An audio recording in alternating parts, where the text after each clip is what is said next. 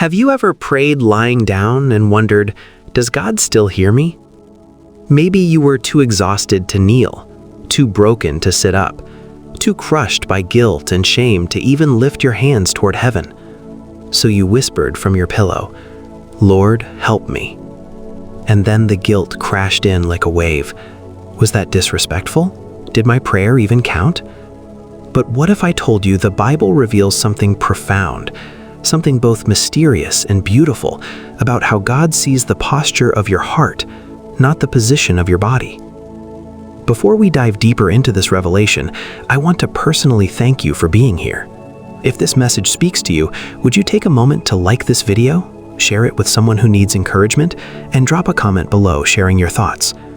And if you're new here, subscribe and turn on notifications so you don't miss the powerful biblical truths we explore together each week. Most importantly, remember this: Jesus loves you exactly where you are right now, in whatever position you find yourself. Now let's discover what Scripture really says about praying lying down. Let's be honest. We've all encountered the religious voices that say, you should kneel when you pray, as if God only tunes in when your knees touch the ground, as if the angle of your joints determines the acceptance of your prayers. But here's the liberating truth. The Bible shows us men and women of God who prayed in every posture imaginable. In 1 Kings chapter 18, verse 42, the prophet Elijah bowed down with his face between his knees during one of the most powerful prayer moments in Scripture. In Daniel chapter 6, verse 10, Daniel knelt 3 times daily, so committed to this practice that he risked his life for it. But look at Genesis 24, verse 63. Isaac prayed while walking through an open field at evening time. And then there's King David in 2 Samuel 12, verse 16. After his sin with Bathsheba resulted in consequences for his child, David lay all night on the ground, crying out to God in desperation. Do you see the pattern? The posture changed, but the passion remained constant. The position varied, but the sincerity never wavered. Yet there's something uniquely powerful that happens when you pray lying down. It's a position of complete surrender, a place where your body cannot fake reverence or put on a religious performance. It's the posture of absolute helplessness. Psalm 63 verse 6 declares, "When I remember you on my bed, I meditate on you in the night watches." Even in rest, David's heart remained awake in worship. That's not spiritual laziness, that's genuine intimacy with God. But here's where this gets profound, and perhaps even unsettling. There are times when praying lying down can actually expose spiritual warfare in your life. Because when you lie down physically, the enemy attempts to lull your spirit into slumber as well. Think about your own experience. How many times have you planned to pray before bed, only to drift off mid-sentence? The moment your body relaxes, a voice whispers, "It's okay, you're tired, you can pray tomorrow." But Scripture warns us in 1 Peter chapter 5, verse 8, "Be sober-minded, be watchful. Your adversary, the devil, prowls around like a roaring lion, seeking someone to devour." When your physical body is still, your spirit must become even more alert. Praying lying down isn't sinful, but it can reveal the true condition of your soul. When you pray from that vulnerable place, God looks beyond your posture and straight into your desperation. Consider Jonah. In chapter 2, verse 1, we find him in the belly of a great fish, dark, cramped, unable to move freely. Jonah was essentially lying flat in the most uncomfortable position imaginable. Yet from that place of complete helplessness, he cried out, and God heard him. He wasn't standing in a temple. He wasn't kneeling at an altar. He wasn't lifting holy hands toward heaven. He was buried in darkness, surrounded by the stench of failure and consequences. Yet his prayer pierced the heavens and moved the heart of God. Sometimes God allows us, or even orchestrates circumstances that force us to lie down, not out of comfort, but to teach us surrender. Psalm 23 verse 2 says something fascinating. He makes me lie down in green pastures. Notice that wording carefully. He makes me. Not he invites me or he suggests I should, he makes me. Because often we won't rest or truly pray until we're forced to, until life breaks us, until we have no strength left to maintain our religious performances. And here's what most believers completely miss about praying lying down. When you pray in that position, your body mirrors the posture of death itself.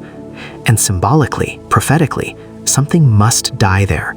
Your pride, your self-sufficiency, your carefully constructed plans, your need to be in control. Romans chapter 6, verse 11 instructs us, "Count yourselves dead to sin, but alive to God in Christ Jesus." So lying down before God becomes a prophetic act, a burial of self, and a resurrection of surrender. And when that happens, something shifts in the unseen realm. You may look physically still, but heaven sees intense spiritual warfare taking place. Every whispered prayer from your pillow echoes louder in eternity than 1,000 empty words spoken while standing tall in religious pride. God doesn't measure the angle of your body. He weighs the posture of your heart. That's why David wrote in Psalm 4, verse 4, "Meditate in your heart upon your bed, and be still." He understood that silence before God, that quiet, horizontal communion, could be more powerful than the loudest praise.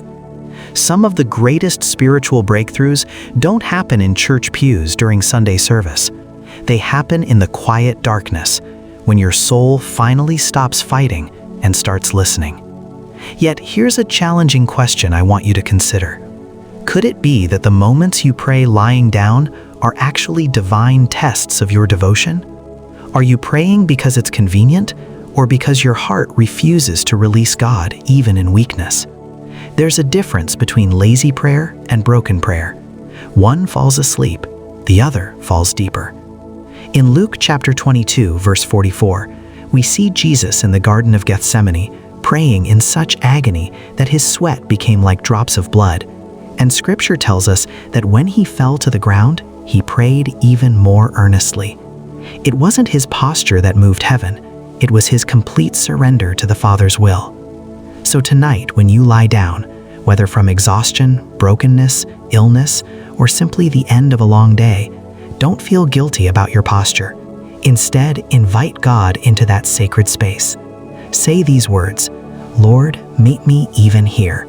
In this position of weakness, encounter me with your strength."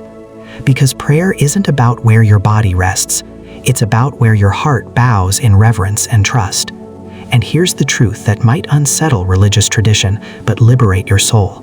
Some of the most powerful, world-changing prayers are whispered from the lowest places by the most broken people. If this message spoke to something deep in your spirit, don't let it end here.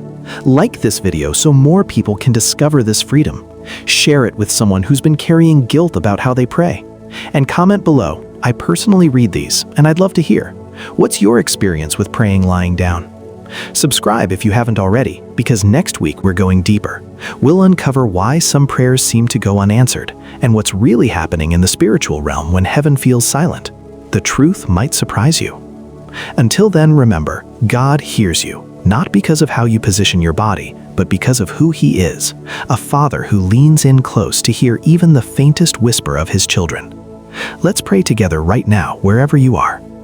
Father, we come to you not in perfect posture, but with surrendered hearts. We thank you that you hear us whether we stand, kneel, or lie down, because you look beyond our position to our desperation for you. Lord, forgive us for the times we've allowed guilt and religious tradition to silence our prayers. Help us to understand that intimacy with you isn't measured by physical performance, but by genuine surrender. Tonight, as we lie down to rest, meet us in that sacred space. Quiet the enemy's voice that tells us we're not praying right, and amplify your voice that reminds us we are loved, heard, and never alone. Transform our weakness into worship, and our helplessness into holy dependence on you. In Jesus' mighty name we pray. Amen. I'll see you in the next video. God bless you.